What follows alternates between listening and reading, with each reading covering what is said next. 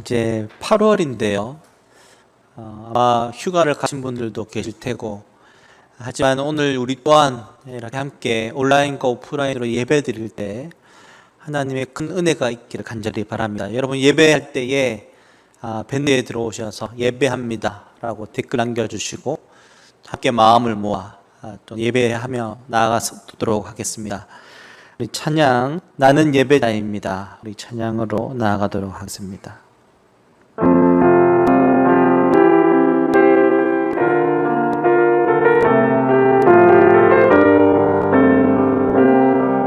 간절한 마음으로 나는 하나님을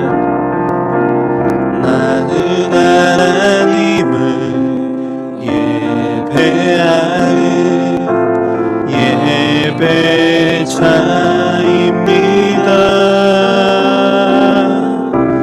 내가 서 있는 곳 어디서나 하나님을 예배합니다. 내 영혼 거룩한 은혜를 향하여 내 마음 완전한 하나님 향하여 이곳에서 바로 이 시간 하나님을 예배합니다. 나는 하나님을 예배하는 하나님을 예배하는 예배자입니다. 내가 서 있는 곳 어디서나 하나님을 예배합니다. 내 영혼 거룩한 은혜를 향하여 내 마음 완전한 하나님 향하여 이곳에서 바로 이 시간 하나님을 예배한 내 영혼 거룩한 은혜를 향하여 내 영혼 거룩한 은혜를 향하여 내 마음 완전한 하나님 향하여 이곳에서 바로 이 시간 하나님을 예배한 이곳에서 바로 이 시간 하나님을 예배합니다. 아멘. 여러분 한 주간 동안 또 어떤 시간들을 보내셨나요? 우리 한번 이 시간에 가족들과 한 주간 동안 또 하나님께서 여러분 삶 가운데 함께 하셨고 또한 고백할 수 있는 감사의 이야기들을 가족들과 함께 나누어 보았으면 좋겠습니다. 그리고 또 이 시간 또 홀로 예배 드리는 분들에겐 하나님 앞에 감사의 고백을 한번 좀 드려보는 시간이 되면 좋겠습니다. 우리 함께 좀 나누어 볼까요? 우리 옆에 우리 자녀들에게 또 배우자에게 그리고 홀로 드리는 분들은 또 하나님께 여러분 이 시간에 감사의 나눔을 또 고백을 드렸으면 좋겠습니다.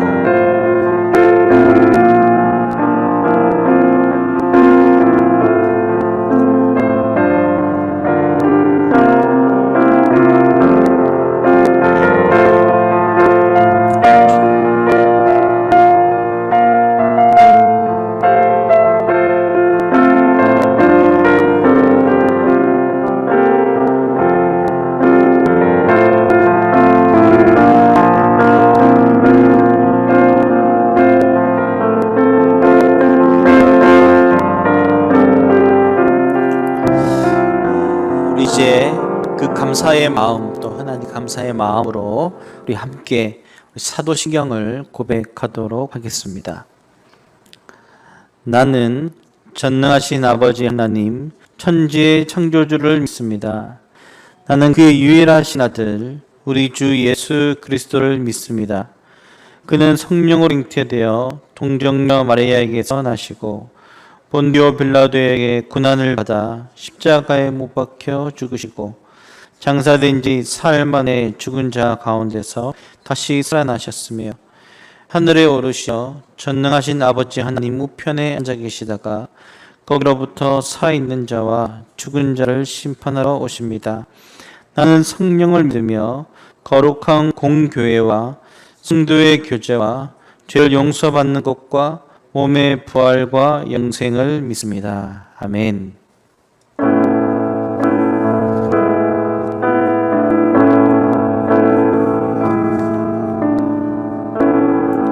하늘의 문을 여소서 이곳을 주목하소서 주를 향한 노래가 꺼지지 않으니 하늘을 열고 보소서 이곳에 임재하소서 주님을 기다립니다. 기도의 향기가 하늘에 닿으니 주여 임재하여 주소서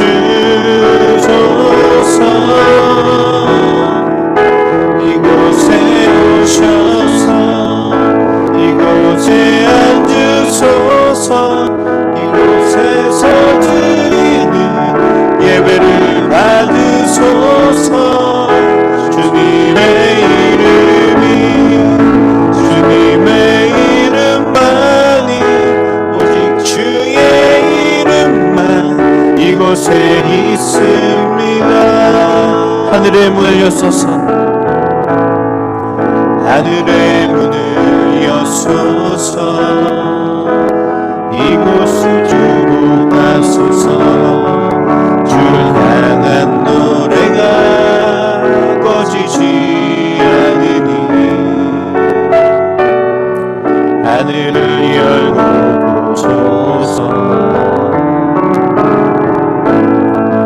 이곳에 임재하소서 주님을 기다립니다. 기도의 향기가 하늘에 닿으니 주여 임재하여 주소서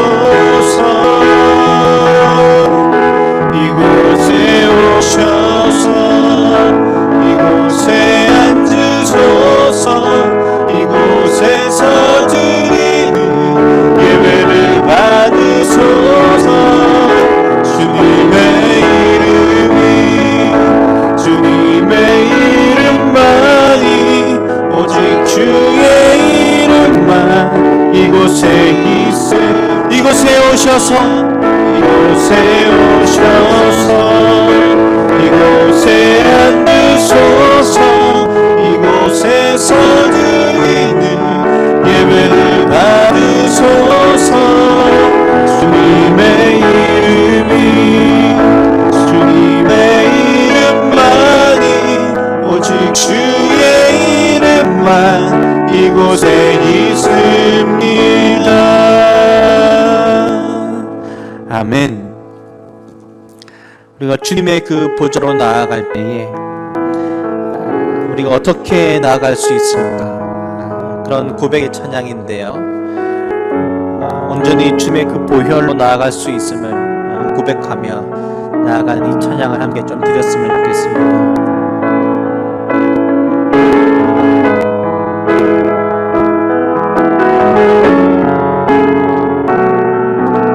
주의 보좌로 나아갈 때 주의 보좌로 나아갈 때에 어떻게 나가야 할까?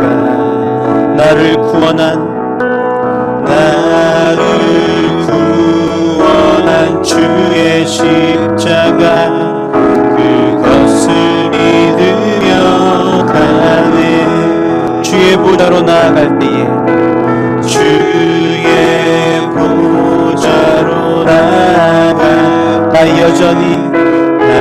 여전히 부족하나. 나를 품으신 주의 그 사랑, 그것을 믿으며 가네. 자격 없는 내 힘이 아닌, 자격 없는 내 힘이 아닌, 오직 예수님의 보혈로, 자격 없는 내 힘이 아닌, 오직 예수님의 보혈로. 십자가의 보혈, 십자가의 보혈, 완전하신 사랑, 힘입어 나아갑니다. 십자가의 보혈, 완전하신 사랑, 힘입어 예배하. 우리 처음부터 다시 한번 찬양합시다. 주의 보좌로 나아갈 때에, 주의 보좌로 나아갈 때에 어떻게 나가야 할까? 나를 구원한 주의 십자가, 그것을 믿으며 가네. 주의 보좌로 나아갈 때에, 주의 보좌로 나아갈 때에 나 여전히 부족하나. 나를 품으신 주의 그 사랑, 그것을 믿으며 가네. 자격 없는 내 힘이 아닌, 오직 예수님의 보혈로, 자격 없는 내 힘이 아닌, 오직 예수님의 보혈로.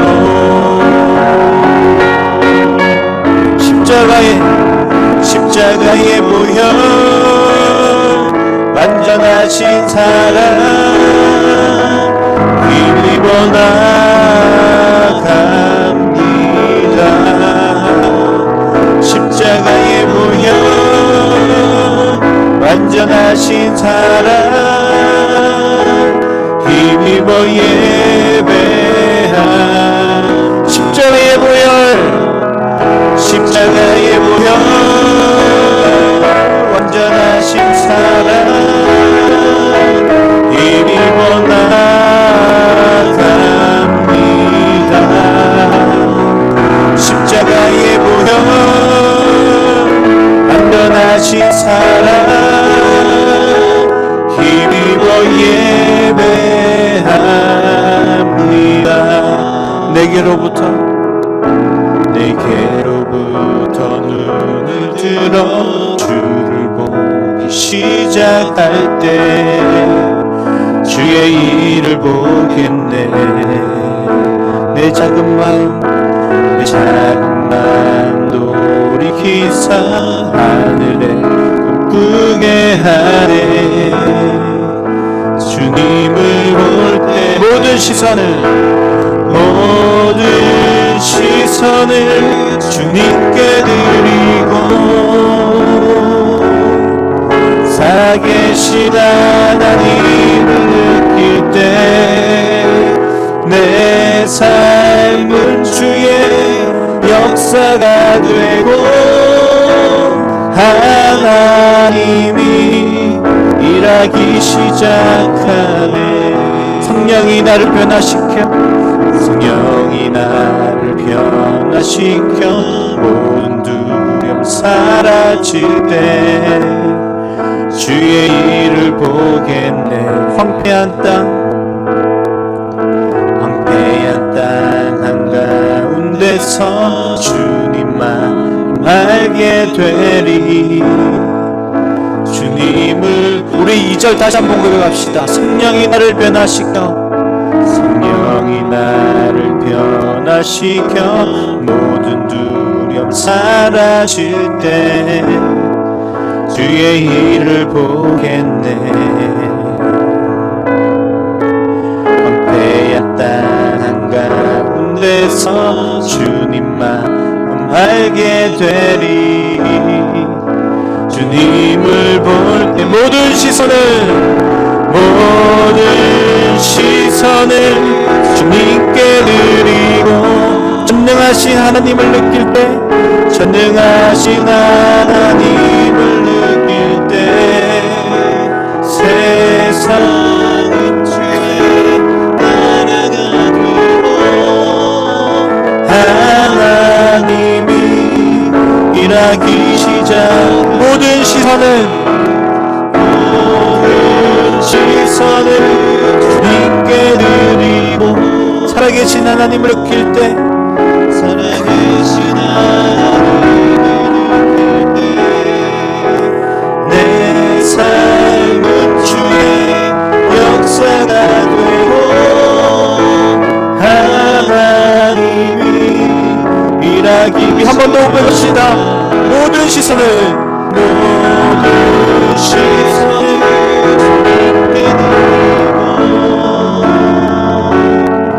전능하신 하나님을 느낄 때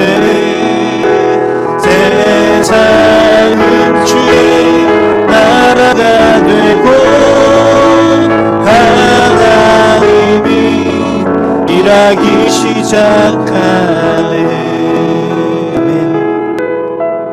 우리 한번 이 시간에 마음을 모아 함께 좀 기도했으면 좋겠습니다. 코로나19로 인해 우리의 삶이 너무나 많이 변화가 되었죠. 그리고 지금도 이것으로 인해 또 고통받고 있고 또 어려운 가운데 있는 이들이 많이 있습니다. 하나님, 코로나19에 또 지금도 고통받으며 어려운 가운데 있는 많은 이들을 불쌍히 여겨주시고 그들을 치료하시고 회복시켜 주시는 은혜가 있게 해주시고, 코로나 또 치료제와 또한 주님 많은 것들이 개발되어져서 하나님 빨리 회복되어지는, 이것이 이제 빨리 연결되어지는 은혜가 있게 해달라고 기도해 주시고, 또한 이번 주에도 우리 초등부 아이들이 코로나19에 대한 기도를 올렸었는데요, 우리 다음 세대들 위해서 기도해 주시고, 또 금요일 올라온 이주민 선교사님의 또한 우리 기도들도 함께 보시고 함께 좀 마음을 모아서 좀 기도했으면 좋겠습니다. 기도하겠습니다. 하나님, 오늘도 우리가 이렇게 기도합니다. 하나님, 많은 이들이 지금도 고통 가운데 있습니다. 하나님, 불쌍히 여겨 주십시오. 불쌍히 여겨 주십시오. 그리고 주님, 주님의 은혜를 구합니다. 주님의 도우심을 구합니다. 하나님, 치료하여 주시고 회복시켜 주시옵소서. 하나님, 코로나19로 인해 너무나 많은 삶들이 변화되어지고 있습니다. 주님, 아이들이 온라인과 오프라인으로 하던 모든 것들이 이제는 끝이 나고 방학으로 들어왔지만, 주님, 또 가족들이 함께 또 무엇인가를 하기에는 많은 제약들이 있습니다. 하나님, 새로운 시대를 살아가고 있는 이때에 하나님, 다음 세대를 기억하시고 그들에게 하나님의 사랑과 은혜가 흘러갈 수 있게 해주시고,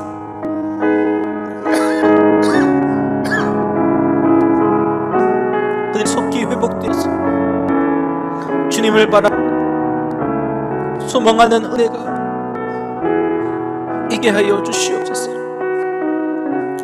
하나님, 이나무 또 최일 주님 선교사님 기억합니다. 하나님, 그들을 기억하여 주시고 가자산에도 하나님의 은혜와 사랑이 흘러갈 수 있는 축복들을 허락하여 주시옵소서. 라큼교회를 기억하여 주시고 그곳에서의 그 긴 예배와 많은 부분들이 또한 주님 다시 정상화가 될 수 있도록 주님 인도하여 주시옵소서. 주님, 오늘도 우리가 기도하며 간구하는 모든 기도 가운데 주님 함께하여 주시고 역사하여 주시고, 하나님 주님 이 시간 온라인으로 함께 보며 기도한 모든 성도들의 기도를 드시고 또한 응답하여 주시옵소서.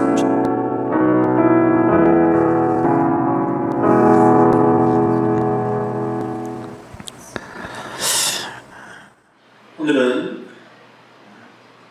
코로나19를 위한 중보기도 102일차 기도 초등학교 4학년 안수지 기도입니다. 하나님, 요즘 코로나로 인해 많은 사람들이 고통받고 있습니다. 그 고통 속에 있는 사람들 하나하나를 하나님의 손길로 어루만져 주셔서 그들이 치유될 수 있도록 도와주세요. 하나님, 저희가 모두 정부가 내린 방역 지침을 잘 따를 수 있도록 도와주세요. 코로나 때문에 힘든 일을 하시는 정부의 공무원 그리고 의료진 모두를 축복해 주세요. 또 그들의 힘이 되어 주세요. 코로나 때문에 모두가 벌벌 떨고 있습니다. 하지만 그럼에도 불구하고 저희가 집에서 가족들과 얘기도 나누고 온라인 예배도 드릴 수 있도록 허락해 주셔서 감사해요. 하나님, 저희가 서로를 위하여 격려하며 이 시기를 잘 견뎌낼 수 있도록 허락해 주세요. 하나님, 요즘은 사람들이 모두 같은 소망 하나를 갖고 있습니다. 하루빨리 마스크를 벗고 여럿이 모여 얘기하고 학교에도 잘 나갈 수 있고 무엇보다 함께 예배할 수 있는 그런 세상을 꿈꿉니다. 하나님, 제발 저희의 그 소망이, 저희의 그 꿈이 이루어질 수 있도록 도와주세요. 이 모든 기도를 예수님의 이름으로 기도합니다. 아멘.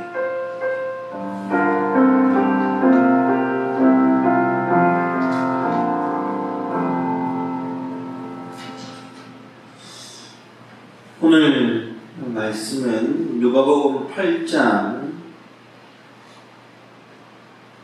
4절부터 15절까지 말씀입니다.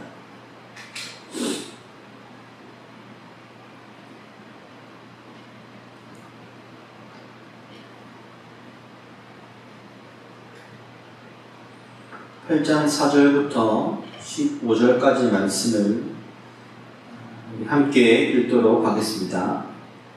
제가 먼저 같이 읽겠습니다. 각 동네 사람들이 예수께로 나와 큰 무리를 이루니 예수께서 비유로 말씀하시되, 씨를 뿌리는 자가 그 씨를 뿌리러 나가서 뿌릴새 더러는 길가에 떨어짐에 밟히며 공중의 새들이 먹어버렸고, 더러는 바위 위에 떨어짐에 싹이 나다가 습기가 없으므로 말랐고, 더러는 갈씨떨기 속에 떨어짐에 가시가 함께 자라서 기운을 막았고, 더러는 좋은 땅에 떨어짐에 나서 100배의 결실을 하였느니라. 이 말씀을 하시고 외치시되, 들을 귀 있는 자는 들을지어다. 저들이 이 비유의 뜻을 물으니 이르시되, 하나님 나라의 비밀을 아는 것이 너희에게는 허락되었으나 다른 사람에게는 비유로 하나니 이는 그들로 보아도 보지 못하고 들어도 깨닫지 못하게 하려 함이라. 이 비유는 이러하니라. 씨는 하나님의 말씀이요 길가에 있다는 것은 말씀을 들은 자니 이에 마귀가 가서 그들이 믿어 구원을 얻지 못하게 하려고 말씀을 그 마음에서 빼앗는 것이요, 바위 위에 있다는 것은 말씀을 들을 때에 기쁨으로 받으나 뿌리가 없어 잠깐 있다가 시련을 당할 때에 배반하는 자요, 가시떨기에 떨어졌다는 것은 말씀을 들은 자이나 지내는 중 이생의 염려와 죄물과 향락의 기운이 막혀 온전히 결실하지 못하는 자요, 좋은 땅에 있다는 것은 착하고 좋은 마음으로 말씀을 듣고 지켜 힘내로 결실하는 자니라. 아멘. 이 시간 예수님의 비유 세 번째, 네 가지 땅에 떨어진 씨 비유라는 제목으로 목사님 말씀 전거해 주시겠습니다.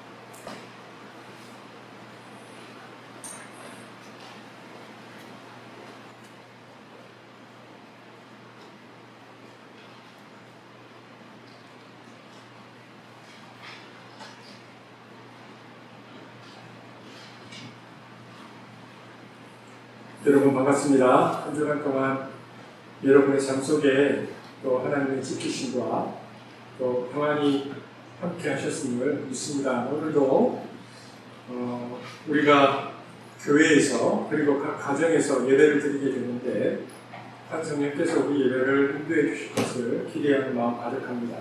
제가 기도하고 말씀 보겠습니다. 사랑의 주님 감사합니다. 오늘 주께서 우리 예배 가운데 왕으로 좌정하여 주실 것을 믿습니다.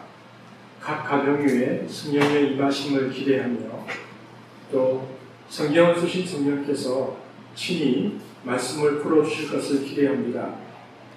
쉽지 않은 세대를 살아가지만 그러나 이 세대 가운데 내가 이 말씀으로 인하여 하나님 나라를 풍성히 누리도록 이끌어 주옵소서. 감사를 드리며 예수님 이름으로 기도합니다. 예수님의 비유 세 번째 시간입니다. 네 가지 땅에 떨어진 씨 비유라는 제목으로 말씀을 함께 나누도록 하겠습니다.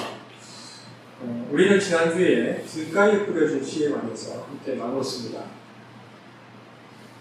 복음이 접하될 때는 꼭 두 가지 비가 온다는 것을 주님께서 길가에 뿌려진 씨를 통해서 말씀하셨죠. 첫 번째는 메시아가 와서 말씀을 전하는데 어떤 일이 있다고요? 그 시대의 철학과 그 시대의 사상에 의해서 무시당하고 밟힌다. 두 번째는 마귀가 구원론 이단을 일으켜서 구원받지 못하게 한다. 그래서 시대 정신과 이단에 관한 말씀을 지난주에 나누었습니다. 그런데 보십시오. 시대 정신과 이단, 즉 실은요 우리의 말씀의 주변 상황을 말하는 것입니다. 그렇죠? 시대 정신, 이단, 말씀의 주변 상황인데 오늘 저와 여러분이 살필 바위 위에 떨어진 씨의 문제는 주변 상황, 환경에 있는 것이 아니고 그 사람의 내면의 문제에 관한 이야기를 다루고 있습니다. 그래서 상황이 좀 다릅니다. 그래서 내면의 문제를 다루고 있기 때문에 상황의 문제를 얘기하는 것보다 훨씬 더 우리에게 직접적인 교훈을 주고 있음을 알 수 있습니다. 누가복음 8장 6절 함께 읽어보겠습니다. 시작. 도로는 바위 위에 떨어지매 싹이 났다가 습기가 없으므로 말랐고, 보십시오. 도로는 바위 위에 떨어졌는데 싹이 났다가 습기가 없으므로 말랐다고 되어 있습니다. 그것을 13절에 이렇게 풀어주셨습니다. 함께 읽겠습니다. 시작.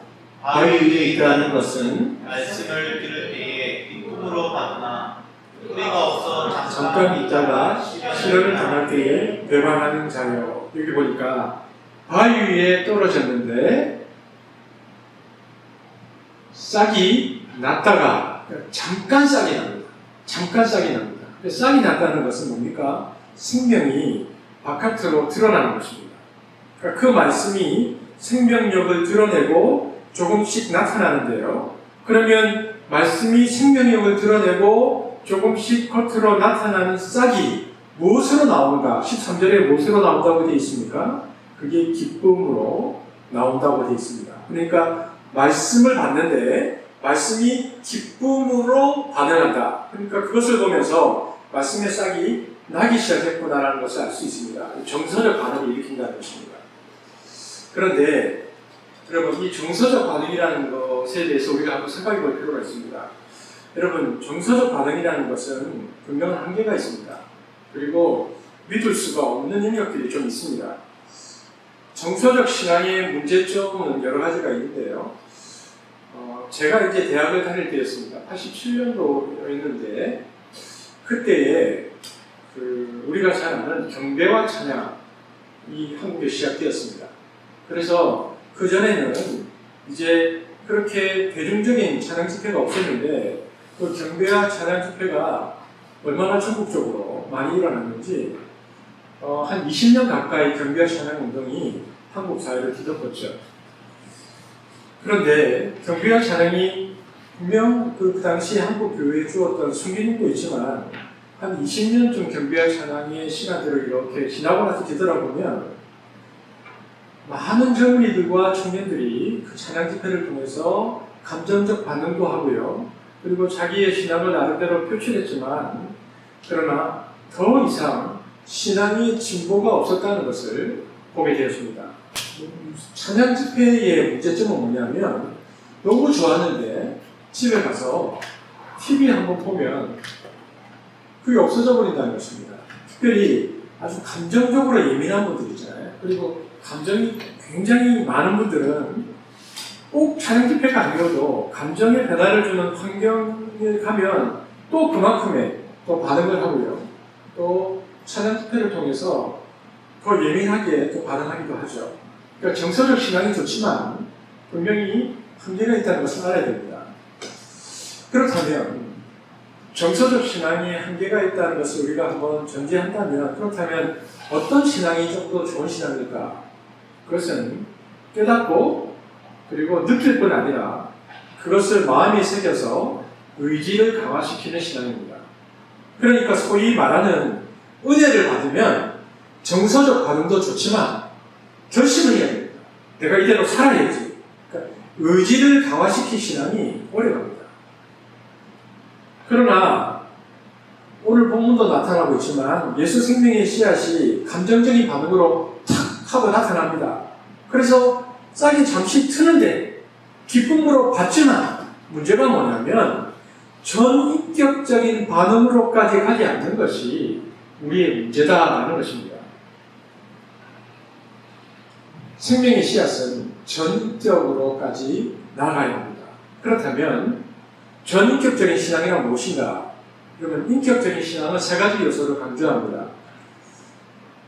지, 정, 의죠. 인격의 세 요소입니다. 깨닫고, 느끼고, 느낀 것에 대하여 의지의 결단이 있어야 됩니다. 의지의 결단이 없으면 인격적인 신앙이 아닙니다. 깨닫기만 하고 의지의 결단이 없다. 이것은 지식적 신앙이죠. 이렇게 되어지면 삶의 방향 전환이 없습니다. 감정으로 하나님의 거룩도 느끼고 또 기쁨의 정서도 느끼지만 느끼기만 하고 의지의 방향 전환이 없는 것은 인격적 신앙의 완성에 다다를 수 없습니다. 의지란 무엇인가? 의지란 삶의 방향을 바꾸는 것입니다. 어디로 바꾸는 것인가? 그 이전에 타락한 모든 인간은 자아의 욕심과 세상을 향하여 타락한 인간의 의지가 항상 향하고 있습니다. 자아의 욕심, 세상을 향한 타락한 의지. 그런데 하나님 말씀을 깨닫고 또 성령의 감동을 받거나 혹은 거룩한 감정을 느껴서 은혜를 받으면 어떻게 되어야 되냐면 하나님을 향하여 내 삶의 방향, 인격의 방향을 180도 바꿔야 합니다. 이것이 의지적 신앙까지 나아가는 것이죠. 인격적, 전인격적인 신앙의 모습인데요. 이 바꾸는 것을 신학적 용어로 회심, 그리고 회개라고 부릅니다. 근데 여기 컨버전이라고 되어 있는 회심은 어떤 것인가? 이것은 첫 번째, 처음으로 내가 예수를 믿을 때 바꾸는 것입니다. 그래서 이제는 내가 세상 따라, 욕심 따라, 자아 따라 살지 않고 주님을 따라 살겠습니다. 결단하고 세례를 받을 때 이것을 회심이라고 부릅니다. 일생에 한 번 일어나서 전적인 삶의 방향 전환입니다. 내 인생에 있어서 혁명적인 일이죠. 그러나 회개는 뭐냐? 회개는 이렇게 바꾸고 나는데도요. 문제가 뭐냐면 우리가 그렇잖아요. 잠만 자고 일어나면 돌아가 있습니다. 원래 방향으로. 인간의 죄성이라는 것이 얼마나 무의식 속에서 강하게 작용하는지 저녁에 자기 전에 분명히 내가 기도하고 잤거든요. 그런데 새벽에 깨면 또 돌아가 있습니다. 세상을 향해서, 나를 향해서, 자의의 욕망으로 세상을 향하여. 그래서 매번 다시 방향을 바꿔야 하는데 이것이 회개입니다.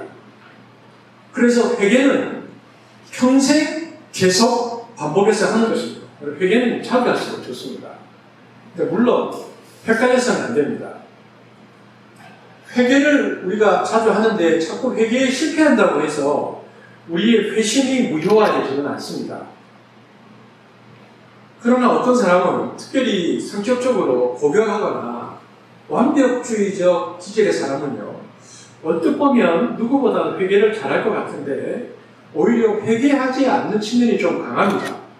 이들은 인간의 결심과 재성의 약함을 너무나 잘 알고 어차피 또 돌아가 버릴 것이기 때문에 안 한다는 것입니다. 왜냐하면 그 좌절과 실패의 느낌이 너무 내가 힘들기 때문에 차라리 내가 안 하고 그냥 살겠다는 것입니다. 그러니까 안 하고 그냥 신앙생활 하겠다는 것입니다.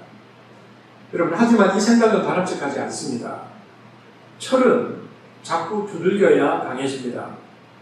회개는 반복해야 강해집니다.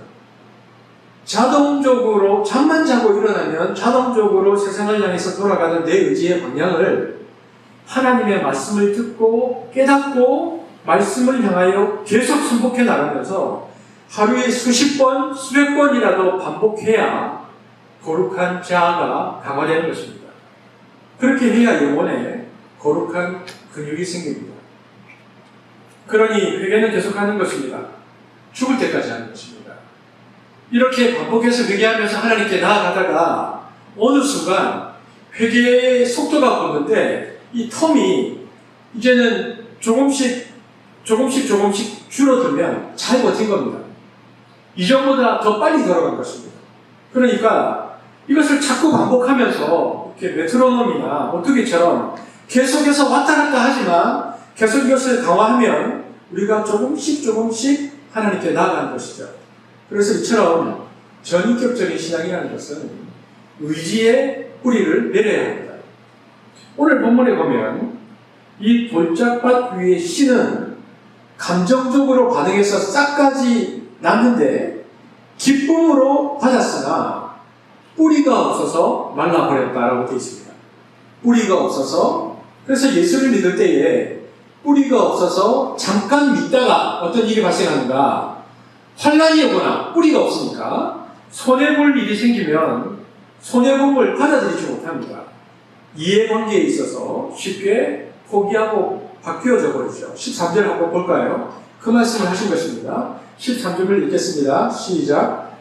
바위에 있다는 것은 말씀을 들을 때 기쁨으로 받으나 뿌리가 없어 잠깐 있다가 시련을 당할 때에 배반하는 자예요. 보십시오. 감정적으로 받아서 뿌리가 없으니까 잠깐 믿다가 시련이 오면 어떻게 됩니까? 배반하는 자가 된다는 것입니다. 그러니까 당시의 배교자들과 오늘의 배반자들이 다 그렇게 해서 무너진다는 것입니다. 감정적으로는 받지만 말씀을 의지적 방향 전환에 실패했기 때문에 다시 세상 따라서 욕심 따라서 자아 따라서 방향을 따라가 버려서 처음으로 되돌아가 버립니다. 그런데 우리가 오늘 본문에 보면 왜 그들이 그렇게 돌아갈 수밖에 없는가에 대해서 답을 해주고 있습니다. 6절입니다. 함께 보겠습니다. 시작. 더러는 바위 위에 떨어짐에 싹이 났다가 습기가 없으므로 말랐고, 무엇이 없어서 그렇게 되어버렸다고요? 습기입니다. 습기가 없기 때문에 뿌리를 내리지 못하고 처음으로 되돌아가 버리고 만다. 그래서 배교할 수밖에 없다고 말합니다. 습기가 없어서 뿌리를 내리지 못한다. 습기가 없으면 인격에 뿌리가 내리지 않고 배신하고 배교한다는 것입니다. 그러므로 우리에게 필요한 것은 무엇인가? 습기입니다. 우리에게 습기가 있어야 합니다. 그렇다면 여러분, 이 습기가 무엇입니까? 우리가 구절을 비교해보면 주님이 설명을 안 하셨어요. 그래서 우리가 이 습기를 알려면 앞뒤의 문맥을 통해서 유추할 수밖에 없고요. 그리고 성경 전체에서 이 습기가 무엇을 의미하는가를 우리가 살펴보아야 하는데, 그렇다면 습기가 무엇인가? 사도 바울이 습기를 우리에게 이렇게 설명해 주고 있습니다. 사도 바울이 설명하는 습기를 우리가 한번 보기를 원하는데요. 고린도전서 2장 12절 사도 바울은 이렇게 설명했습니다. 읽겠습니다. 시작. 우리가 세상의 영을 받지 아니하고 오직 하나님으로부터 온 영을 받았으니 이는 우리로 하여금 하나님께서 우리에게 은혜로 주신 것들을 알게 하려 하시리라. 보십시오. 12절에 하나님께서 우리에게 은혜로 주신 것들, 그죠? 말씀의 씨앗을 알게 하는 것은 무엇으로부터 알 수 있다고 했습니까? 오직 하나님으로부터 온 영을 통해서 알 수 있다. 이렇게 설명하죠. 13절 읽겠습니다. 시작.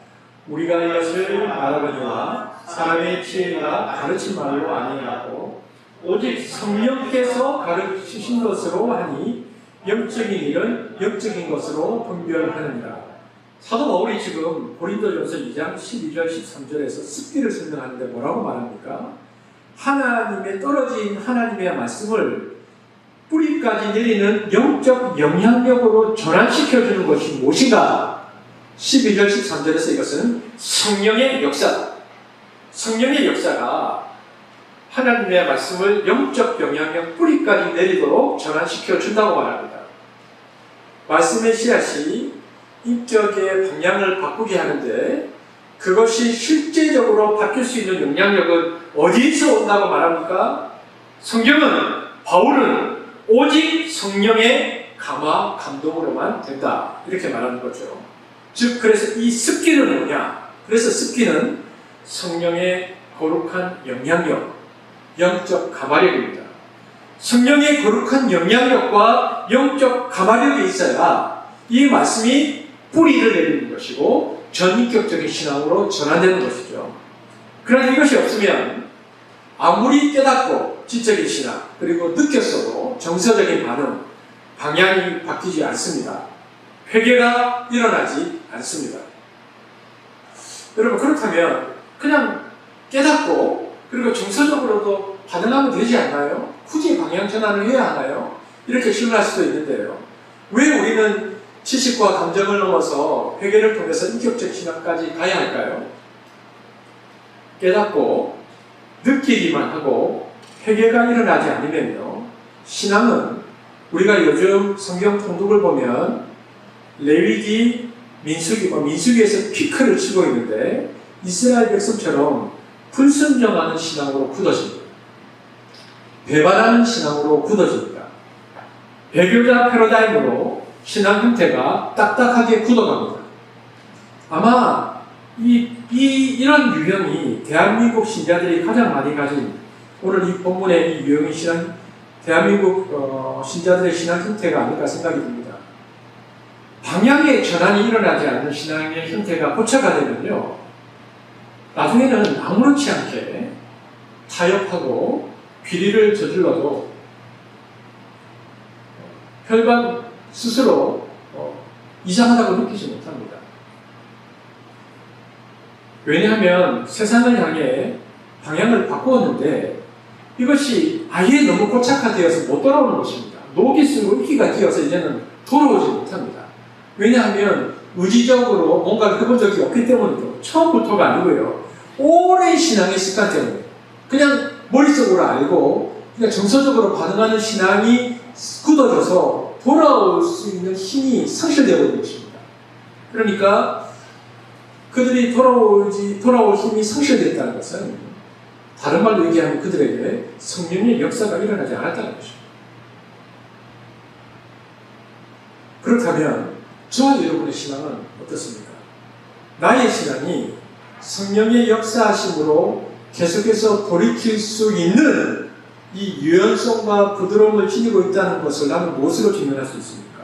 내 신앙은 무엇으로 유연성을 가지고 계속 이 부드러움을 지니고 있다고 말할 수 있습니까?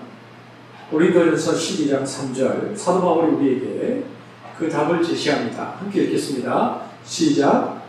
그러므로 내가 너희에게 알리노니 하나님의 영으로 말하는 자는 누구든지 예수를 저주할 자라 하지 아니하고 또 성령으로 아니하고는 누구든지 예수를 주시라 할 수 없느니라. 보십시오. 하나님의 영으로 말하게 되는 자는, 즉 성령의 역사하심으로 말하게 되는 자는 예수를 무엇이라고 부르게 된다고 되어 있습니까? 주. 이것이 굉장히 중요합니다. 로드, 주. 바꿔 말하면 예수님을 주라고 고백하는 신앙은 오직 무엇으로만 가능한가? 성령으로만. 그러므로 예수를 주라고 고백하는 신앙은 매우 중요합니다. 예수를 주라고 고백하는 신앙은 성령의 역사하심으로 그 뿌리까지, 인격적인 뿌리까지 내린 신앙이라는 것을 증명합니다. 그렇다면 예수를 주라고 고백하는 신앙이 무슨 신앙인지를 알아야 합니다. 그것이 도대체 무슨 신앙인가? 베드로가 오순절날 성령을 받고 첫 번째 설교를 합니다. 성령이 충만해져서. 근데 그가 어떻게 설교하는가? 사도행전 2장 36절 한번 보십시오. 읽겠습니다. 시작. 그런즉 이스라엘 온 집은 확실히 알지니 너희가 십자가에 못 박은 이 예수를 하나님이 주와 그리스도가 되게 하셨느니라 하니라. 베드로가 성령을 받아서 한 첫 번째 설교에서 예수님을 무엇이라고 소개합니까? 주와 그리스도. 여러분 초대 교회의 예수에 대한 칭호를 보면 항상 그리스도라는 명칭보다는 주가 먼저 주가 우선순위입니다. 우리가 잘 아는 도마도 예수님이 부활한 것을 믿지 않았죠. 주님이 나타나셔서 손에 못자국과 옆구리에 창자국을 보이니까 그때서야 예수님이 단순한 랍비가 아니고 신이라는 걸 깨닫습니다. 도마가. 아, 이분이 신이었구나. 이처럼 예수님의 신성을 깨닫고 나니까 도마가 당신은 하나님 신이다. 이렇게 고백하지 않았다는 것입니다. 그렇다면 도마에 대해서 제일 먼저 나온 고백이 무엇입니까? 요한복음 20장 28절 보겠습니다. 시작. 도마가 대답하여 이르되 나의 주님이시요 나의 하나님이시니이다. 주라는 고백이 먼저 나왔습니다. 여러분 그렇다면 이 주라는 말, 로드라는 말은 의미가 무엇입니까? 왜 주라는 고백이 이토록 중요한 것입니까? 주, 헬라어로 큐리어스라는 명칭은요 원래 사회 정치적인 용어입니다.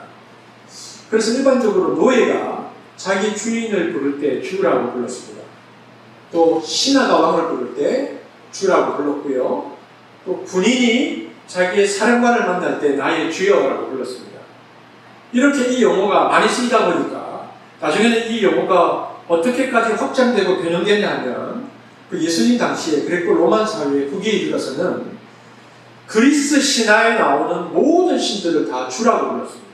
그러니까 제우스를 포함한 모든 신들이 다 주였습니다. 그래서 그리스 다슐론 문화에서는 수많은 주인들이 있었습니다.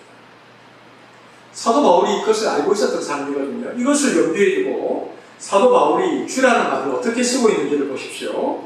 고린도전서 8장 5절. 그 당시의 문화를 알고 있던 사도 바울이 이렇게 말합니다. 시작.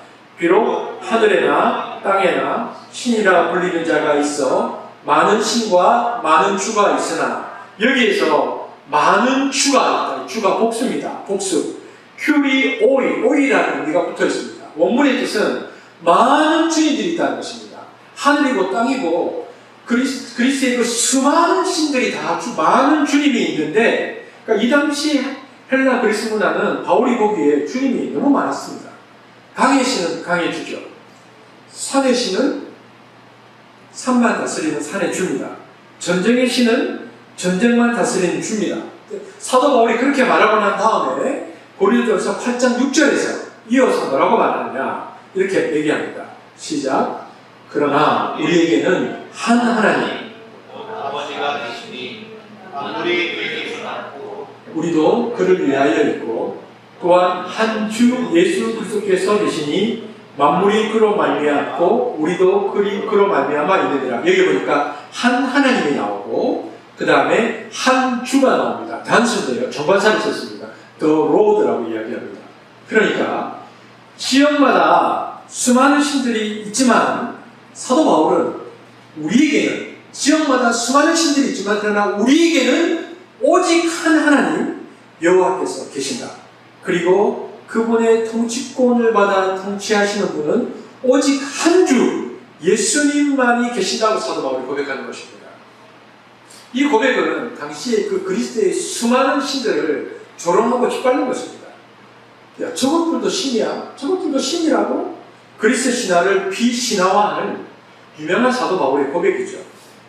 그런데 이것은 정치적으로는 굉장히 위험한 고백이기도 했습니다. 왜냐하면 당신은 로마 황제가 신이었기 때문이죠. 그러니까 사도 바울의 이 고백은 황제의 숭배 사상을 해체시키는 고백입니다. 이것은 로마 제국의 통치 이데올로기를 무너뜨리는 정치적 선포이기도 하죠. 그래서 이런 고백을 하면 정치적으로 붙잡혀갑니다. 우리가 따지면 국가보안법 위반입니다. 방공법 위반이죠. 그래서 초대교회의 수많은 사람들이 순교를 당할 때 종교범으로 죽지 않았습니다. 다 황제 반란법으로 죽였습니다. 무려 로마에서 기독교가 봉인되기까지 300년 동안 그렇게 죽었습니다. 모두 다 정치법으로 몰려서 죽었습니다. 그러니까 이 신앙 고백, 우리에게는 오직 한 하나님, 오직 한 주밖에 없다라는 이 고백은 매우 놀라운 고백. 그리고 이 고백은 목숨을 걸어야 할 수 있는 고백입니다. 주다. 나에게는 한 주만 있다는 것은 목숨을 걸어야 한 고백이었다는 것입니다. 그렇기 때문에 이 고백은 정상적으로 할 수 있느냐, 그러니까 제정신으로 할 수 있느냐, 못한다는 것입니다. 이것은 제정신으로 할 수 있는 고백이 아닙니다. 그래서 사도 바울이 뭐라고 말합니까? 고린도전서 12장 3절에 보십시오. 시작. 그러므로 내가 너희에게 알리노니 하나님의 영으로 말하는 자는 누구든지 예수를 저주할 자하지 아니하고 또 성령으로 아니하고는 누구든지 예수를 주시라 할 수 없느니라. 예수를 주라고 고백하는 것은 제정신으로 안 된다는 것입니다. 무엇인가 접신해야 되는 겁니다. 예수신이 붙어야 됩니다.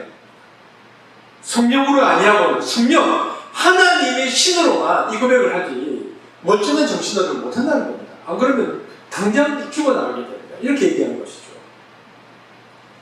네, 여러분. 그만큼 이 주라는 고백은 중요한 의미가 있는데요. 이 주로 고백한다는 것은 그뿐만 아니라 더 놀라운 의미가 이 안에 내포되어 있습니다. 야고보서에 보면 귀신들이 예수를 딱 보면서 하나님의 아들이심을 알고 믿고 떤다고 되어 있습니다. 귀신들이. 야고보서 2장 19절 볼까요? 시작. 내가 하나님은 한 분인 줄을 믿느냐? 잘 알리도다. 귀신들도 믿고 떠니느라. 귀신들도 예수가 하나님의 아들이라는 것을 믿고 죄를 사려고 오신 분인 줄 안다는 겁니다. 그리고 귀신들은 알 뿐만 아니라 어떻게 합니까? 떱니다. 지식과 정서적 반응을 귀신들이 한다는 것입니다.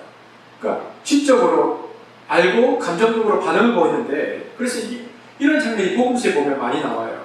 예수님께서 마가복음에 보면 가버나움 회당에 딱 나타나시니까 귀신이 예수님을 귀신같이 알아봅니다.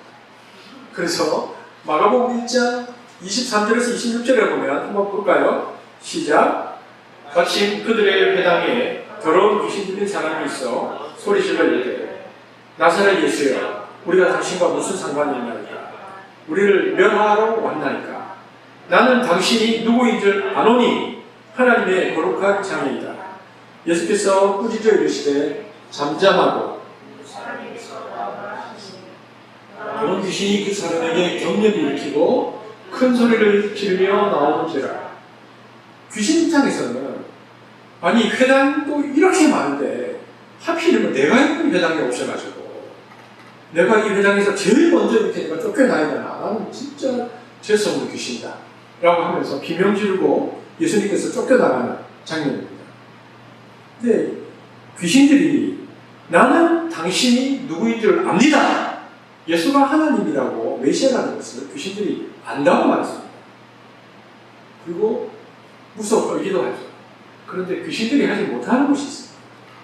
알기도 하고 떨기도 하는데 귀신들이 못하는 것은 무엇이냐?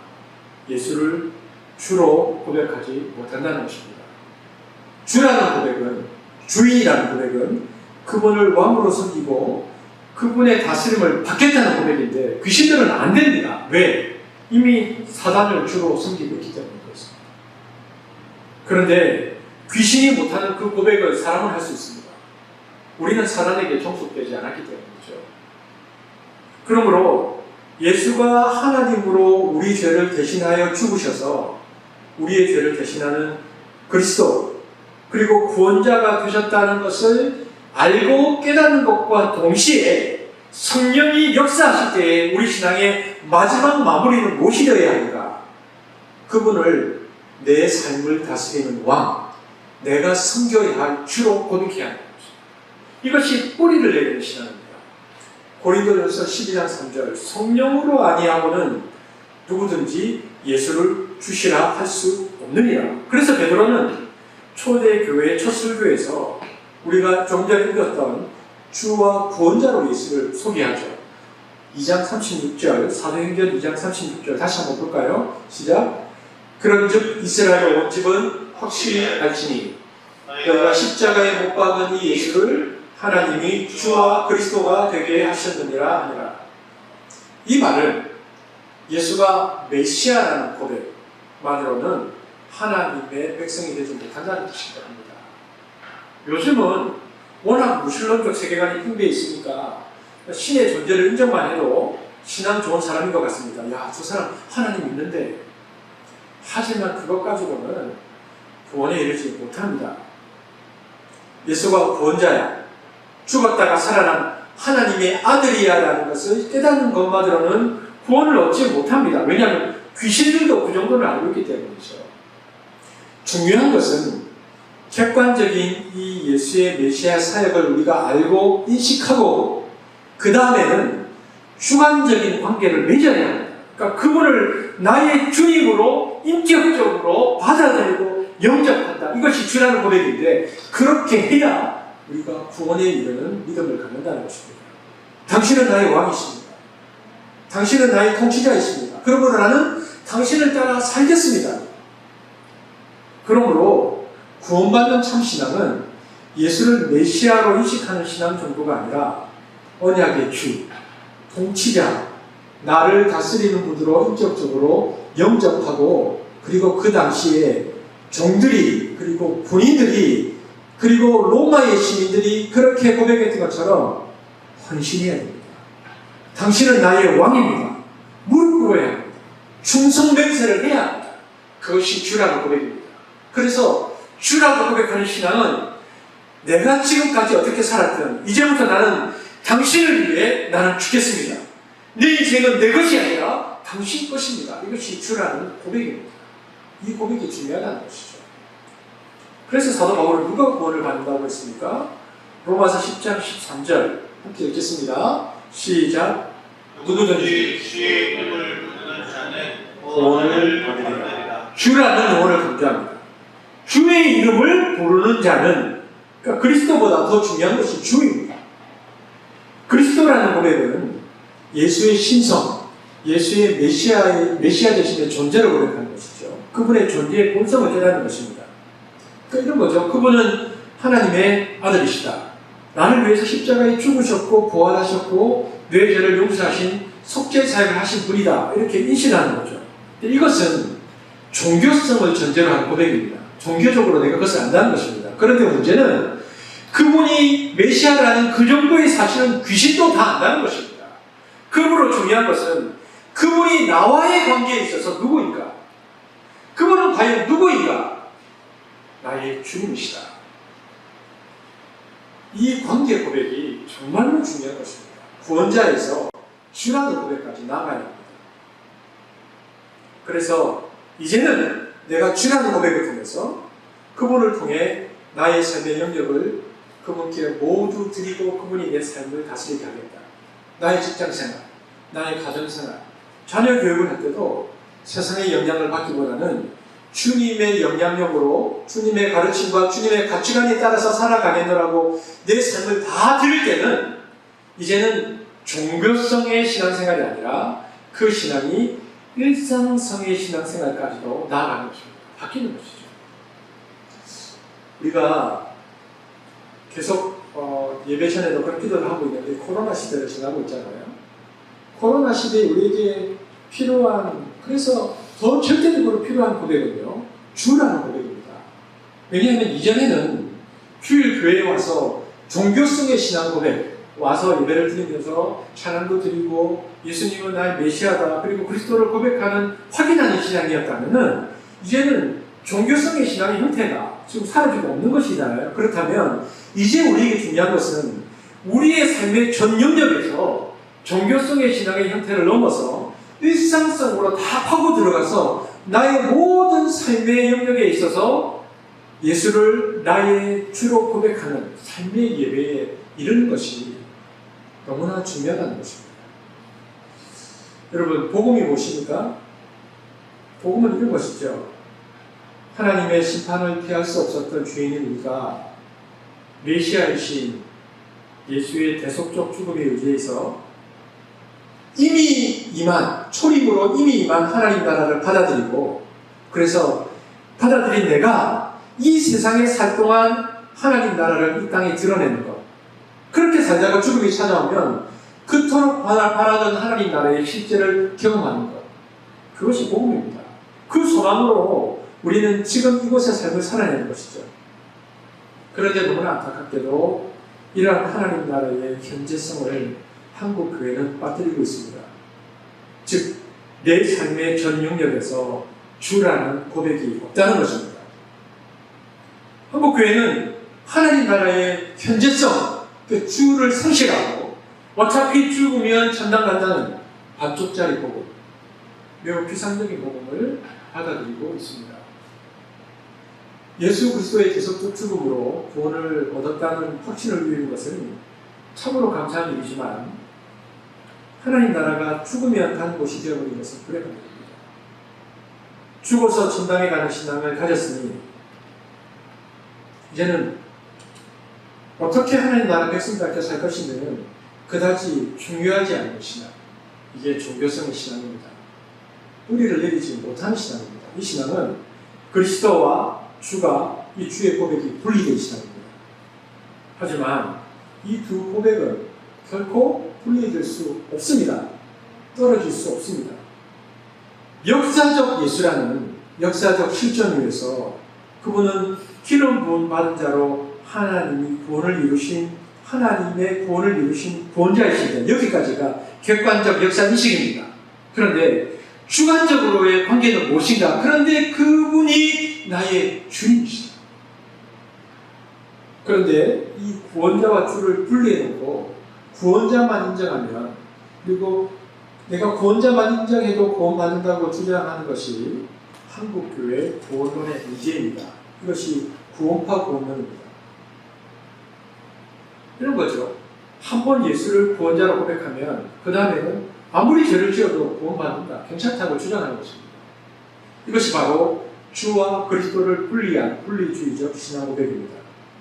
그러나 초대교회 신자들과 사도들은 그렇게 고백한 적이 없습니다. 그들은 그렇게 살지 않았고 고백하지 않았습니다. 보십시오. 사도행전 2장 36절 밑에 보겠습니다. 시작. 그런즉 이스라엘 온 집은 확실히 알지니 내가 십자가를 받은 이 예수를 하나님이 주와 그리스도가 되게 하셨느니라 하니라. 그분을 주와 그리스도로 삼으셨다. 분명히 그들은 그렇게 고백했는데 2000년이 지난 우리는 믿음으로 구원 얻는다는 교리를 분리주의적 방식으로 이해합니다. 그러니까 우리가 좀 부족하긴 해도 어찌되었든 믿었으니까 행함은 없어도, 삶의 실천은 없어도, 행하지 않아도 무관하다. 그러나 그렇지 않습니다. 행함이 없다는 것은, 내 삶에 있어서 주라는 고백이 없다는 것은 역으로 설명하면 내가 예수 그리스도를 주로 고백하지 않는 것입니다. 귀신들도 구원자인 것은 알았지만 주라는 고백을 못하니까 뭘 못했습니까? 그들이 행함이 없었습니다. 야고보서 2장 19절에서 20절 한번 읽겠습니다. 시작.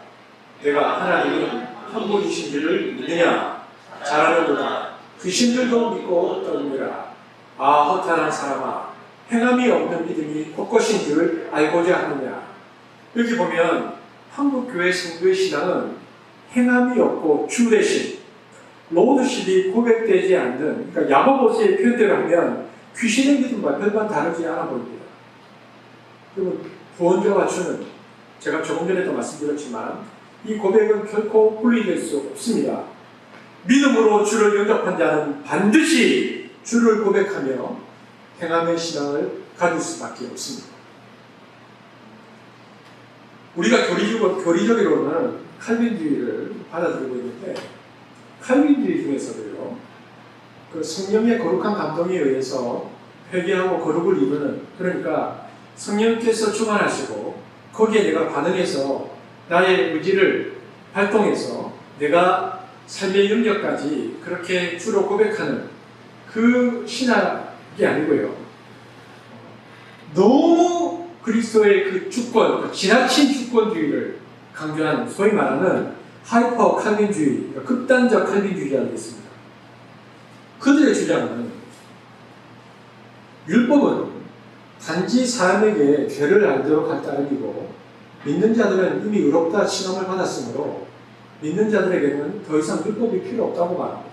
그러니까 하이퍼 칼빈주의 신학사상은 처음 영국에서 등장해서 미국으로 퍼져나갔는데 특히 구원 문제에 있어서 그들은 하나님의 절대적인 주권을 엄청나게 강조합니다. 심하게는 어느 정도까지 말하냐면 복음 전파, 그러니까 전도가 없어도 하나님께서 직접 회개와 중생 사역을 통해서 선택한 사람들은 얼마든지 구원할 수 있다고 주장합니다. 인간의 책임을 강조하지 않죠. 그리고 그 주장의 끄트머리 선을 넘어가 버린 것이 구원파입니다. 구원파는 한국교회의 끄트머리 자락에서 나온 것인데요. 그 신학의 우파의 끄트머리죠. 구원파는 한국교회가 만든 겁니다. 메이드 인 코리아입니다. 한국교회에서 구원파가 많아요. 여러분 그렇지 않습니다. 성경이 말하는 것은. 우리의 신앙은, 그리고 초대교회 신앙의 전통은 주 예수 그리스도를 고백함으로 우리의 삶의 전 영역에서 하나님의 주권을 인정하여 삶의 변화 그리고 삶의 예배를 강조합니다. 삶의 전 영역에서 하나님의 주권, 주되심을 고백하는 신앙은 신앙의 본질이면서 동시에 코로나 이후에 우리에게 주어진 그래서 신앙의 과제이고 필수적인 모습입니다. 이제 우리는 종교적 신앙에서 우리의 삶의 예배, 일상의 신앙의 고백까지 나아가야 한다는 것입니다. 하나님의 주권을 근데 모든 영역에서 인정한다는 것은 다른 모든 영역에서 하나님의 주되심을 인정하지 않는 것과의 분리고 충돌입니다. 그래서 우리가 모든 영역에서 주님의 주되심을 고백하지 않을 때는 교회에서 종교생활 생활만 하고 그리고 일상을 살아도 아무 문제가 없었습니다. 그러나 종교성의 고백뿐만 아니라 내 삶의 모든 영역에서 예수의 주되심을 고백하면 정치, 경제, 사회, 문화, 역사, 내가 속한 모든 영역에서 부딪히기 시작합니다. 왜냐하면 그들의 주권과 하나님의 주권이 충돌이 일어나기 때문입니다. 그래서 예수님의 주되심을 강조하는 사도 바울은 주되심의 구체적인 고백, 우리의 삶의 예배를 이렇게 말하고 있습니다. 로마서 12장 1절이죠. 함께 읽겠습니다. 시작. 그러므로 형제들아 너희 몸을 하나님이 기뻐하시는 거룩한 산 제물로 드리라.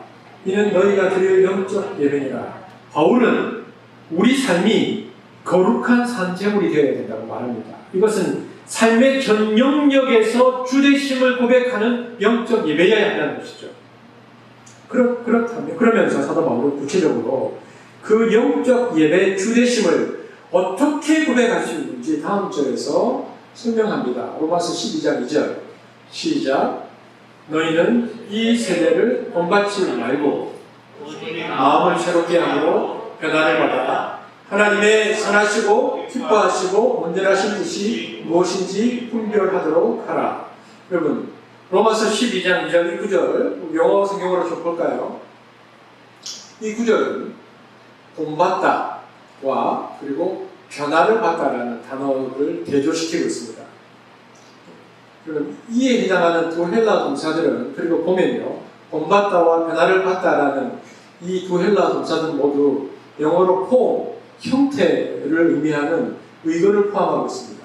그러니까 대부분의 영어 성경들은 이것을 반영해서 본받다와 변화를 받다는 것을 컨폼과 트랜스폼으로 옮기고 있습니다.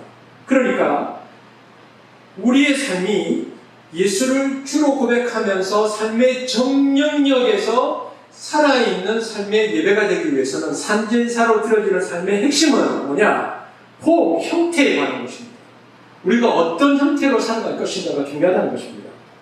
여기 본받다, 콤은 같다는 뜻이고, 폼은 틀, 구조, 형태, 그리고 그러니까 그 틀을 따라가는 것이 컨폼이죠. 그런데 뭐라고 말합니까? 그 틀을 컨폼, 그 틀을 본받지 말고 변화를 받아. 변화가 트랜스잖아요. 바꾸라. 틀을 바꿔버려요. 틀을 바꿔요. 이런 것입니다. 여러분, 우리 삶을 우리가 하나님께 드린다고 할 때 관건이 무엇입니까? 컨폼이냐, 트랜스폼이냐, 본받을 것이냐, 변하냐, 즉 틀을 따를 것인가, 틀을 변화시킬 것인가, 이것이 관건이라는 것입니다. 우리도 있죠. 홍덕에도 있죠. 여기 붕어빵 파는데 붕어빵 틀에 밀가루 넣고 단팥을 넣으면 뭐가 됩니까? 어려운 문제입니까? 붕어빵이 되죠. 여러분, 그런데 우리가 예수를 믿는 것을 이렇게 착각할 수 있습니다. 예수를 믿는다는 것이 남들이 양을 조절하고 사계실 때 나는 정직하게 밀가루 넣고 정직하게 단팥을 넣고 그 모든 재료를 넣고 장사하는 것이 예수 믿는 것이다. 이렇게 생각할 수 있습니다. 그렇지 않다는 것입니다. 사도 바울은 그것이 예수 믿는 것이 아니라는 것입니다. 이 본문이 말하고 싶은 것은 왜 우리가 꼭 붕어빵이어야 하는가, 왜 붕어여야 하는가를 말하는 것입니다. 왜 우리가 붕어 틀어야 하는가, 왜 꼭 그 틀에만 맞춰야 하고 왜 꼭 그 틀에만 살아야 하는가, 왜 우리가 세상의 기준으로 그 틀 안에서 살아야 하는가. 컨폼으로 사는 것은 지긋지긋하다는 것입니다. 그 앞에 있는 것이 그래서 뭡니까? 이 세대를 본받지 말고입니다. 여러분, 똑같지 않습니까? 지금 대한민국에 아이들이 태어나면 어디부터 갑니까? 영어 유치원 가야 되죠. 초등학교 때부터 쭉 자라서 선행학습을 쭉 하다가 학교를 다 졸업하면 좋은 대학 가야 되고, 그 다음 뭡니까? 좋은 직장 가야 하고. 그렇게 세상에 정해놓은 툴로 다 세상에 정해놓은 그 컨폼으로 쭉 살아가는데 그 과정에 있어서 신앙의 역할이라는 것은 무엇인가? 흔히 사람들이 생각하기를 나 그 가운데 우리 아이들을 열심히 기도하면서 유치원에 보냈고, 열심히 기도하면서 학원 보냈고, 열심히 기도하면서 취직했고, 열심히 기도하면서 좋은 직장도 갖고 결혼도 했고. 여러분, 이것이 무슨 예수 믿는 것입니까? 그것은 컨폼입니다. 세상의 틀을 그대로 따라가는 것입니다. 세상이 짜놓은 틀을 하나도 건드리지 않은 채 컨폼이라는 체제에서 신앙을 의지해서 우리가 하는 것은 이 경지에서 빨리 가보자. 그래서 어느 순간부터 신앙이라는 것이 세상 사람들이 전부 다 뛰는 달리기에 자기 발로 뛰는 달리기를 예수님의 등에 엎여서 빨리 가는, 이걸 신앙생활이라고 생각합니다. 이것은 불공정 거리이지 신앙이 아닙니다. 이 세상은 약육강식 정글 같기 때문에 그 안에서 뒤처지지 않고 살아남으려면 온갖 노력을 기울여야 합니다. 대부분의 경우 이 살벌한 세상에서 살아남고, 그래서 사람들에게 인정받는 자리에 오르게 되면 사람들은 교회나 신앙 공동체에서 하나님의 도우심을 여기까지 이르렀다고 또 간증 비슷한 말들을 하기도 합니다.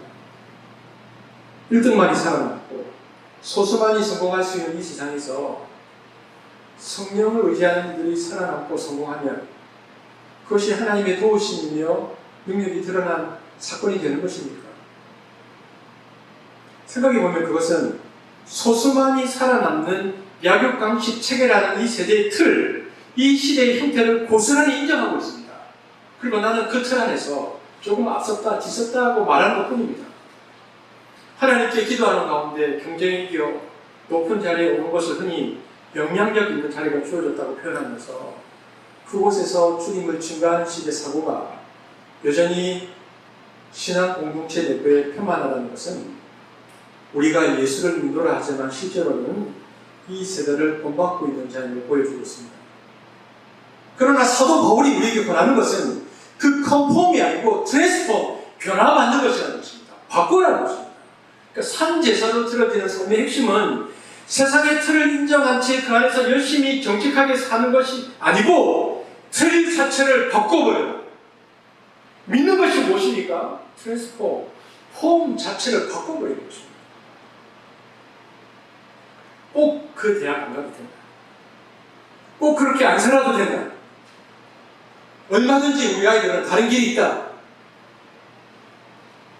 이 끔찍한 세상에 분명히 이렇게 살아가는 정말 너무나 힘든 이 세상에 딴 길이 있을 것이다. 다른 삶이 있을 것이다. 이것이 트랜스폼입니다. 모두 1등하고 영향력 있는 자리에 가려고 애쓰는 세상에서 꼴찌에도 상관없고 뒤처져도 뒤처진 것이 아니라고 선언할 수 있는 삶, 그 삶이 있다라고 고백하는 것입니다. 세상이 가치 끼어지고 세상이 높게 평가하는 것을 신앙 안에서는 아니야, 그 평가가 다를 수 있어 라고 말하는 것이 틀을 바꾸는 것입니다. 그러므로 산제사로 드려지는 삶의 형태는 핵심은 형태에 관한 것입니다. 이 세상이 제시하고 따라오게 만드는 그 형태, 그 틀을 따라갈 것인가 아니면 틀 자체를 바꿀 것인가. 세상의 시대 정신과 시대 철학과 가치의 틀을 넘어서 내 삶의 전 영역에서 하나님의 주되심을 내가 인정할 것인가, 아니면 이 시대의 가치관을 따라가면서 그 안에서 종교성의 신앙생활을 할 것인가. 이것이 신앙생활의 핵심이라고 성경은, 그리고 사도 바울은, 예수님은 우리에게 말씀하고 있는 것입니다. 그래서 초대교회 당시에 사람들은 모두가 가이사가 신이라고 말했을 때 그렇지 않다고 말하고 순교의 전으로 당당히 쓰러져갔습니다. 그들은 세상의 틀을 따라가지 않았습니다. 그렇다면 이 틀을 바꾸는 로드십, 이 주대심의 고백은 어떻게 일어나느냐? 오늘 본문에 보니까 습기가 있어야 하는 것입니다. 습기가 무엇인가? 성령의 감화 감동입니다. 우리에게 신앙의 격의 뿌리가 내리려면 우리 삶의 전 영역이 살아있는 산채물의 예배와 주대심의 고백이 되려면 성령의 습기가 임해야 한다는 것입니다. 고린도전서 12장 3절 다시 한번 읽어볼까요? 시작. 성령으로 아니하고는 누구든지 예수를 주시라 할 수 없느니라. 이 말씀을 준비하면서 묵상하면서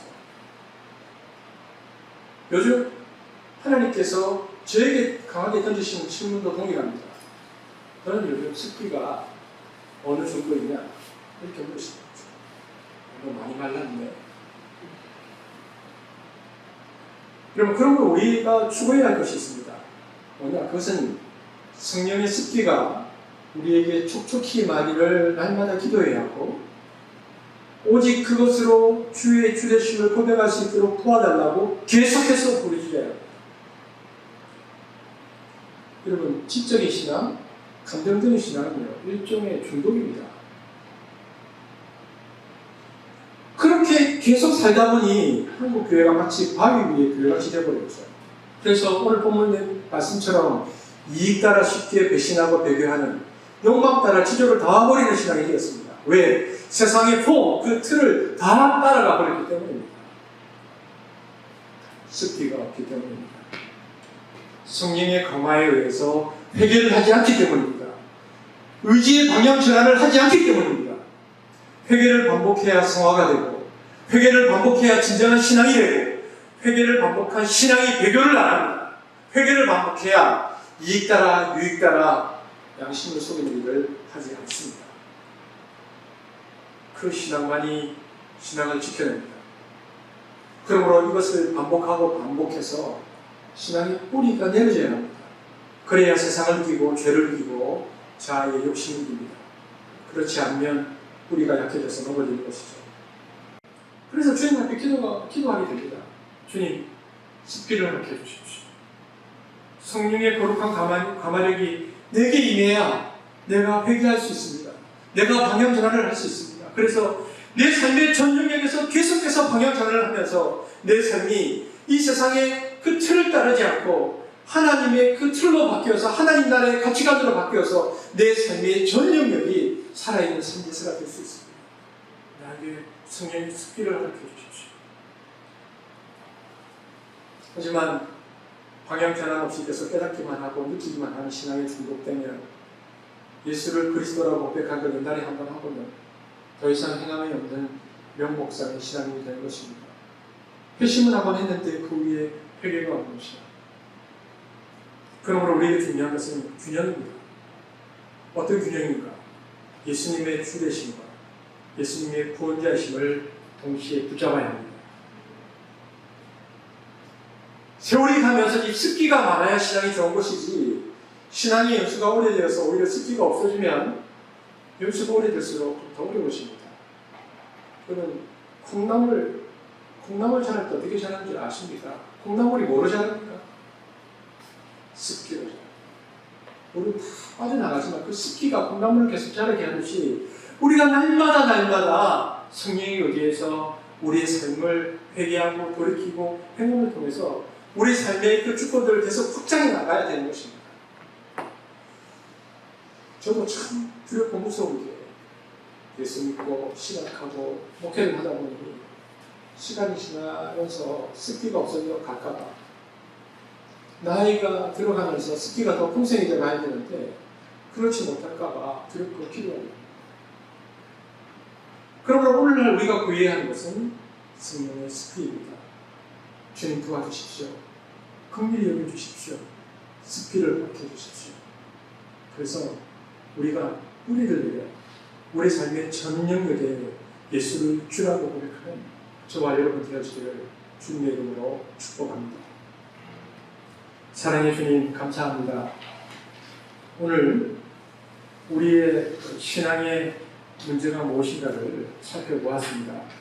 주님, 지적인 신앙을 넘어 감정적인 신앙을 넘어 우리가 전격적인 의지까지 내려가는 전격적인 신앙이 되기를 소망합니다. 예수를 메시아라고 고백하는 것뿐만 아니라 내 삶의 전 영역에서 주라고 고백하고 내 삶의 형태가 시대의 가치와 철학을 따르지 않고 하나님 나라의 가치와 철학을 쫓아 살아가는 하나님의 사람들이 될 수 있도록 축복하여 주옵소서. 감사를 드리며 예수님 이름으로 기도합니다. 오늘 말씀을 생각하시면서 하나님께서 나에게 주신 결심, 또 하나님께서 나에게 주신 어떤 감동들이 있었는지를 이 시간 생각하고 돌아보는 시간을 갖겠습니다.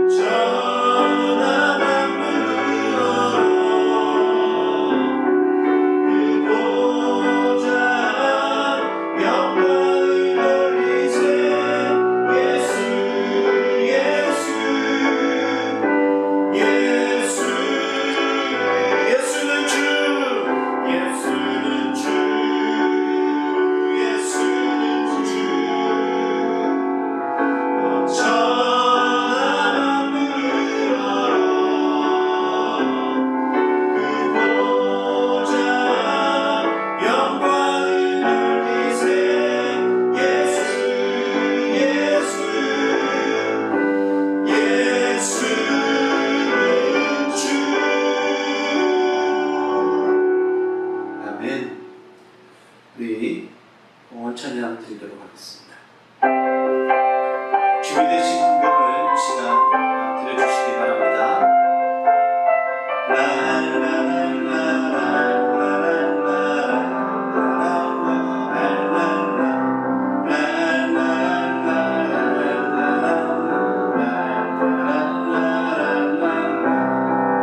내게 있는 모든 것을 아낌없이 드리네. 세상 모든 것 다 변해도 변하지 않는 주의 사랑, 주의 크신 은혜 우리에게 주시고 저희로 날마다 순종하게 하소서. 주께 드리네, 주께 드리네, 나의 전과 정성 다해서. 주께 드리네, 주께 드리네, 나의 전과 정성 다해서. 주께 드리네, 주께 드리네, 주께 드리네, 나의 정과 정성 다해서. 주께 드리네, 주께 드리네, 나의 정과 정성 다해서. 목사님 나오셔서 공헌 기도해 주시고 축도해 주시며 예배를 마치겠습니다. 하나님, 내 삶의 전 영역에서 하나님은 나의 주님이라는 고백으로 우리가 하나님께 예배할 때에 공헌합니다. 이것은 단지 물질이 아니라 하나님께 드려진 우리의 삶이며 삶의 고백입니다. 주님, 이 물질을 우리의 믿음으로 받아주시기를 소망합니다. 우리가 힘들고 어려운 시대를 살아가지만 자족할 수 있는 마음도 주셔서, 그리고 또 나눌 수 있는 마음도 주셔서 주께서 주신 것을 더 풍성히 누리는 은혜도 허락하여 주옵소서. 우리 자녀들이 어릴 때부터 하나님 것임을 고백하는 신앙도 가질 수 있도록, 또 우리 부모인 우리가 모범을 보이며 그들에게도 그 고백이 있게 되어지기를 원합니다. 하나님, 직장과 가정과 또 사업 위에 주께서 함께 하시되, 또 주께서 그 모든 영역 속에 구체적으로 역사해 주셔서 또 재정과 물질로 인하여 많이 힘들지 않다. 무엇보다 한스 공동체가 지금까지 그랬던 것처럼 어떠한 물질을 주셔도 그 물질보다 더 큰 믿음의 선물을 받아 주의 나라와 의를 위하여 마음껏 사용하는 공동체가 되도록 축복하여 주옵소서. 우리 시간에는 자녀들 얼굴도 한번 보시고, 한번 보십시오. 자녀들. 그리고 손을 잡고, 머리에 손을 얹히고, 또 여러분, 댓글 한번 보실래요? 오늘 그 밴드에 들어와 있는 분들 이름도 한번 이렇게 여러분 보셨으면 좋겠습니다. 그냥 눈 감고 계시지 마시고, 또 댓글에 있는 이름들도 한번 다 보시면서 우리가 함께 얼굴과 얼굴을 마주한 것과 동일하게 우리가 그들을 축복하는 마음으로 그렇게 함께 축복하겠습니다. 지금은 우리 주 예수 그리스도의 은혜와 하나님의 사랑과 성령의 교통하심이 예수를 주로 고백하기를 원하는 이 공동체에 지금부터 영원토록 함께 계실지어다. 아멘.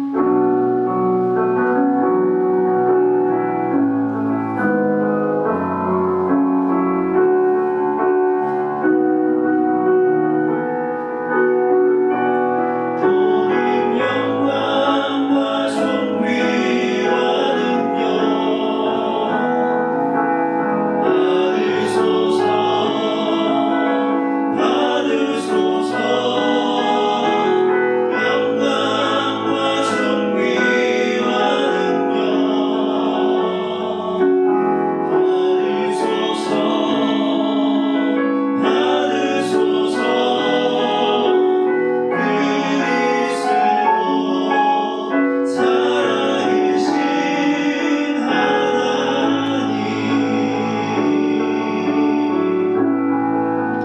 자, 퀴즈 내겠습니다.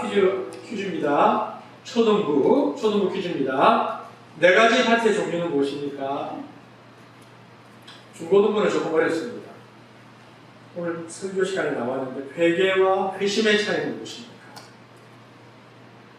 우리 장년들에게 되는 문제는요. 오늘 본문에서 또 설교를 했는데 습기는 무엇을 가르칩니까? 김태현 목사님에게 또 선착순으로 보내주시면 또 선물 드리도록 하겠습니다. 김태현 목사님 나오시겠습니다.